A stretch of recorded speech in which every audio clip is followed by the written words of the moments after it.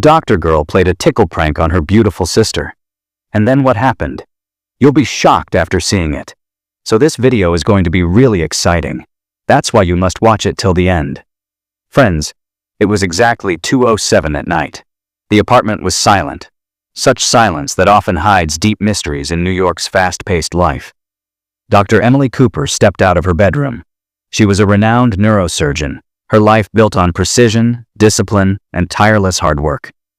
But right now, she held a blue peacock feather in her hand, something that didn't match her usually serious personality at all. She wanted revenge. Her younger sister, Charlie, a talented art student, had embarrassed her last week during an online seminar by putting a flower pot filter on Emily's face. Charlie's laughter still echoed in Emily's ears. Now it was time to settle the score. Emily tiptoed to Charlie's room door. It was slightly open.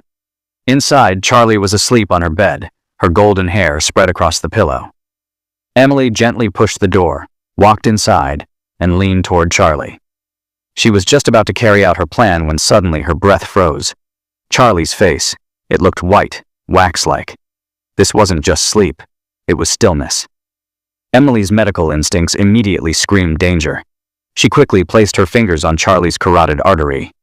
No pulse. The peacock feather slipped from her hand and fell to the floor with a faint sound. Emily's heart pounded with a terrifying jolt. Was Charlie dead? She stumbled back a step, her eyes falling on the pillow. Something strange was under it, like someone had forced it inside. Emily yanked the pillow away. There was Charlie's phone, and on its screen was a message sent at midnight. I knew you'd be here. I'm coming.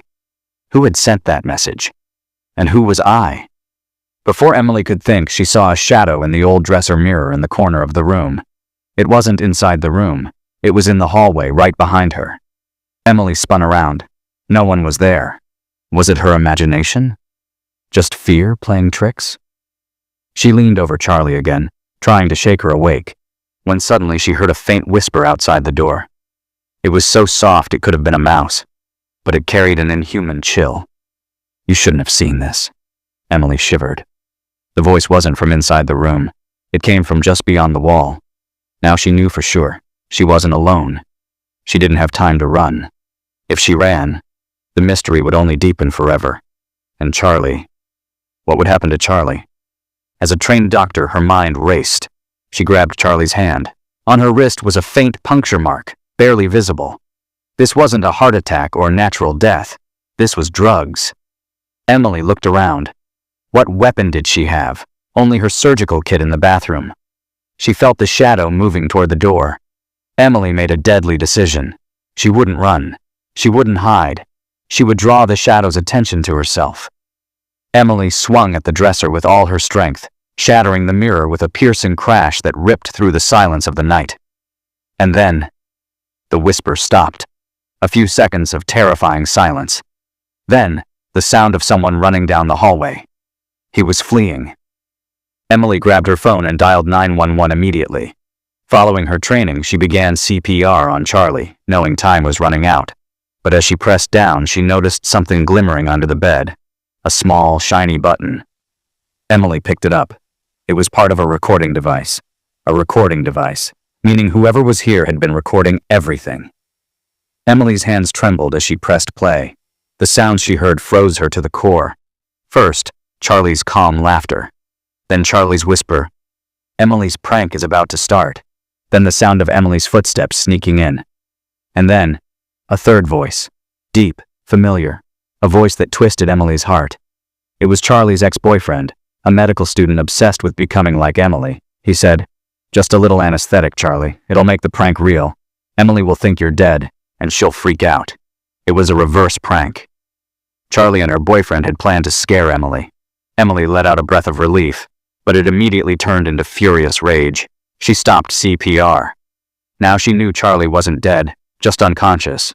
But was the third voice in the recording telling the truth? Emily pressed play again. After a few minutes of silence, the same voice whispered, but now that she's really unconscious, I have time. Now she'll never replace me.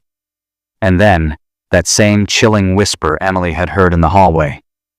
You shouldn't have seen this. Emily's face went pale.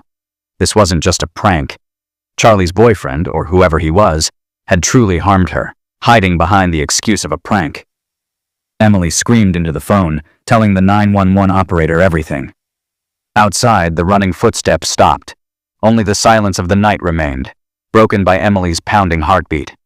She swore to herself she would save Charlie. But now she knew. This story that started as a prank had turned into attempted murder. Could she catch the traitor? And would Charlie wake up in time? Emily's hand still shook. The recording device slipped from her grasp, but its voices still rang in her ears. Charlie's boyfriend. His name was Sam. He was the one behind it all. But why? Jealousy? His obsession with being like Emily?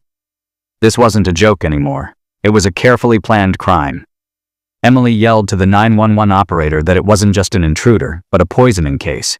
She was a doctor, but panicked and furious, she couldn't find a single safe place in her own home. She had to get Charlie an antidote, or at least something to stabilize her. She rushed to the bathroom where her emergency surgical kit was kept. Inside were doses of diazepam and epinephrine. As she opened the door, she froze. On the mirror, someone had drawn a strange symbol in blood, or some red substance. It wasn't letters, but two interlocked serpents biting each other. The symbol looked familiar. It was from a secret medical school fraternity, Serpent's Tongue. Emily had left that group years ago because their activities had disturbed her. Was Sam part of this group? Was this attack connected to that fraternity? Emily quickly grabbed the drugs and ran back to Charlie's room. As she entered, she felt the air turn icy cold. Checking Charlie's body, she noticed the window was slightly open. "He didn't run," Emily whispered. "He's hiding." She shut the door gently but didn't lock it. She wanted Sam to think she wasn't escaping. Emily quickly injected Charlie with a stabilizer, hoping it would slow the poison's effects. Then, Emily transformed into the hunter. She wrapped a stethoscope around her hand, the heavy metal chest piece now a weapon. There were only a few hiding places in the apartment. Emily focused on the living room. A tall bookshelf near the door was the perfect ambush spot. She slipped behind it, eyes locked on the sofa and coffee table. 5 minutes passed. Nothing. 10 minutes. Only her own heartbeat filled the silence. Had Sam escaped while she was in the bathroom? Just as Emily was about to step out, she noticed something. The coffee table. Something was missing. Charlie's favorite yellow teddy bear. She always kept it on the coffee table, but now it was gone. Emily's mind raced. Where did it go? She glanced at the floor. In the thin layer of dust were faint barefoot prints leading from the living room toward the kitchen. Sam was in the kitchen. The kitchen, the most dangerous place, full of knives, heavy pans, weapons of every kind. Emily quietly picked up the stool by the door and crept to the kitchen entrance. The door was slightly ajar. She pressed her ear. Silence. She shoved the door open and hurled the stool inside. A loud crash echoed. No one. The stool clattered against the counter. Then Emily heard a faint creak behind her. She spun around.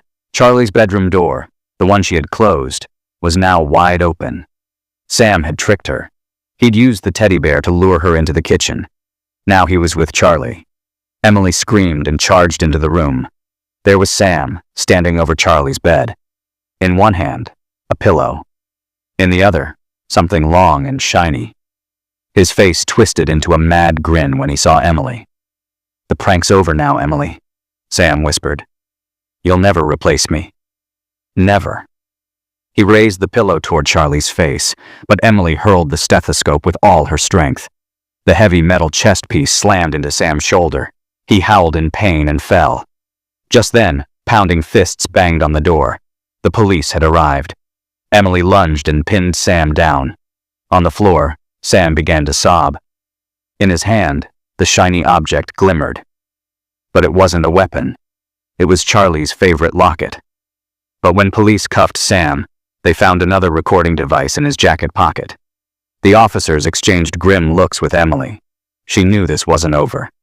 Charlie was rushed to the hospital, and Sam was taken into custody. But Emily couldn't shake the whisper. "You shouldn't have seen this." She knew the mystery of Serpent's Tongue wasn't solved yet. And Sam, maybe he was just a pawn. That night, Emily vowed she would do anything to save her sister. even if it meant facing the darkest secrets of her past. And with that, this video ends. If you liked the video, please subscribe to the channel. Thank you.